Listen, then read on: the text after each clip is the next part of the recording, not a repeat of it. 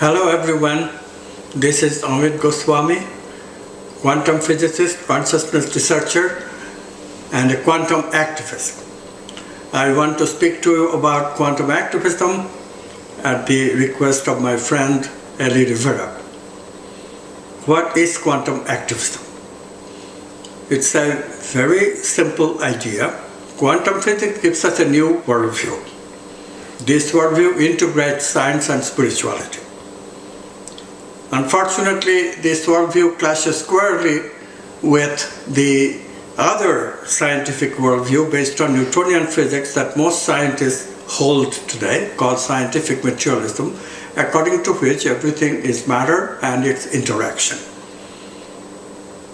And of course, there is the third worldview too, that of religion, and they too have their own very narrow views of things, which are neither spiritual nor material. So when I say quantum physics integrates science and spirituality, the spirituality that quantum physics integrates is esoteric spirituality, spirituality that sometimes is identified as mysticism.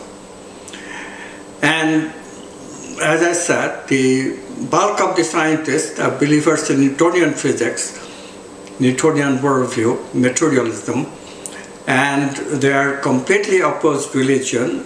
Their sophistication into religious and spiritual matters don't go far enough to distinguish between spirituality and religion, so they completely misunderstand the quantum worldview.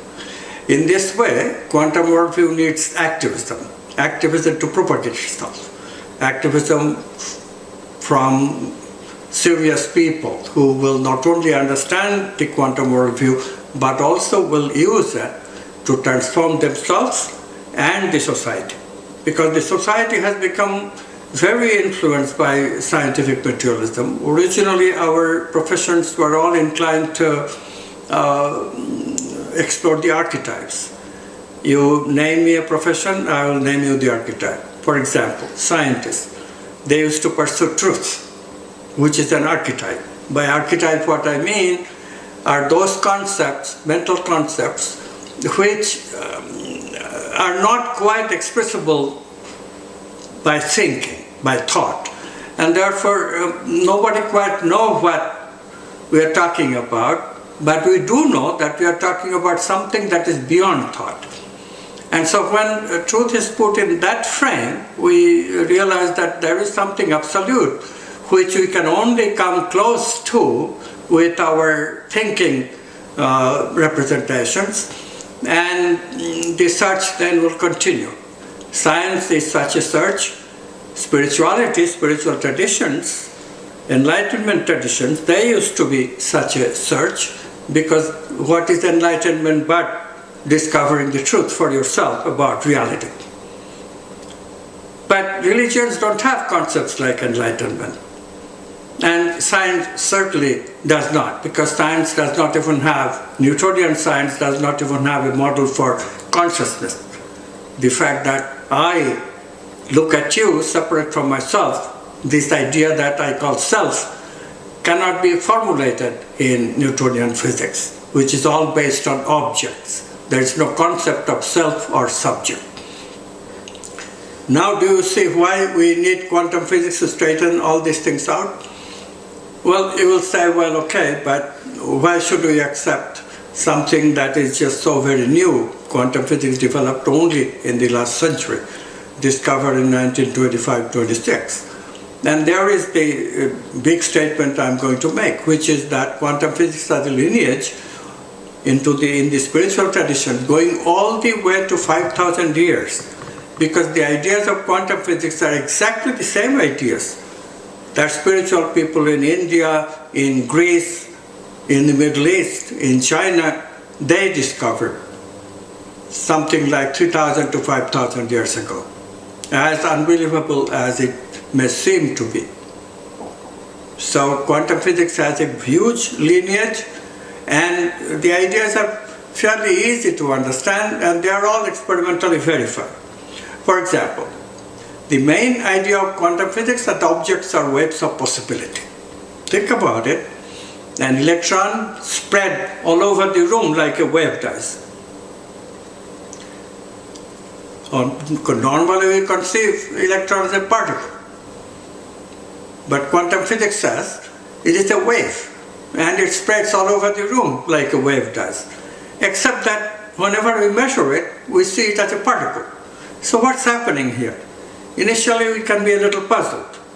But then the puzzle disappears when we recognize that the waves reside in a different domain of reality, call it the domain of potentiality, and then when we measure it, the wave collapses, transforms into a particle, which is what we experience in space and time. Did you get it? In other words, waves of possibility. Possibility cannot exist in space and time. Is the electron everywhere in the room really? No. If we look for the electron, we'll always find it in one electron detector only. Not in all the detectors. If we set up a whole grid of detectors all over the room, not all the detectors will ever tick at the same time, just that one. So electrons do become particles when we measure them. And yet, the theory says it's all over the room, and indeed the theory also works out. Because if we measure the electron again and again, taking different identical electrons in identical experimental conditions, we'll find that yes, the electrons did appear in possibility everywhere in the room, because indeed the electrons will show up in a probability distribution around some place where there will be a maximum probability of finding the electron. It's called the bell curve. You have seen those probability curves in psychology, I'm sure. So what is going on then? Two domains of reality? Materialists don't talk like that. They think it's all space and time, that's it. Religions talk like that, and spiritual traditions, from which religions were the popular version, they talk like that based on their experience. The spiritual traditions, which were founded something like 2500, 2000 to 5000 years ago, they all talk about a domain of reality that transcends space and time. This domain of reality, they recognize, is a domain of unity consciousness. Consciousness is one, and that's what this domain is about. In space and time, consciousness, that one, becomes split into two, subject and object. This was their model. Today we rediscovered that model with the help of quantum physics. Now, of course, experiments have to be the final arbiter, right? That is science. So how do we experimentally verify that there is a domain of potentiality? Three physicists in 1935, 10 years after the discovery of quantum physics, Einstein, Podolsky, and Rosen. You probably heard of only Einstein, that's okay. These two physicists pointed out something which led eventually to experimental discovery of the fact that there indeed is a domain of reality which can be distinguished from space and time. How? In space and time, any communication requires a signal. Signals move with a finite speed. In other words, there is a speed limit on signals. Einstein's theory of relativity tells us that no signal can ever move faster than the speed of light. Maximum speed limit is the speed of light. What does that mean? That means that to communicate, you always take a finite time if you are in space and time. But Einstein, Podolsky, and Rosen showed that if two quantum objects interact, then they become correlated, entangled in such a way that they can communicate instantly. How? And that is where the domain of potentiality comes in. It has to be outside of space and time, because space and time, nothing can communicate with infinite speed instantly. So therefore, the idea is that there is another domain of reality which is outside of space and time, the domain of potentiality, where communication does not require any signal. What does that mean? Communication does not require any signal, so that communication can be instantaneous. Do you require any signal to communicate with yourself? Think about it. No, indeed, you don't. So everything must be the same, one thing. This is why there is no need for communication with signal. There's just one thing, unity. Could that unity be consciousness? Yes, because the measurement, it has been known for quite some time after the work of a mathematician named John von Neumann. Measurement, quantum measurement, produces a subject and an object. Without the observer, this is called the observer effect. Without the observer, there is no observation. You hear me, right? Without the observer, there is no observation. There is no object without the subject that is looking at it. That same subject-object split